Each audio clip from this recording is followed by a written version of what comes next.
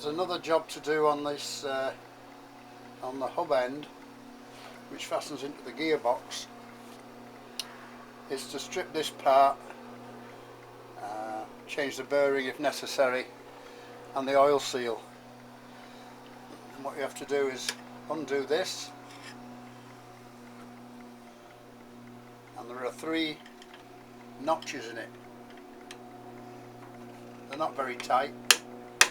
This one's very slack.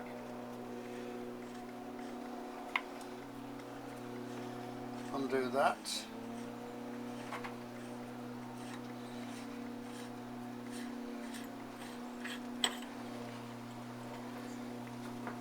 And you should be able to knock this out of the bearing.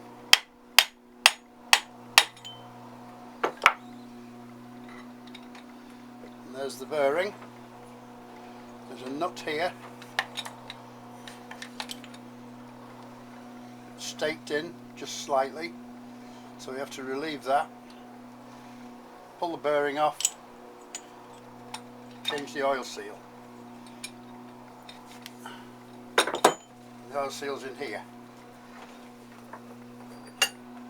There it is.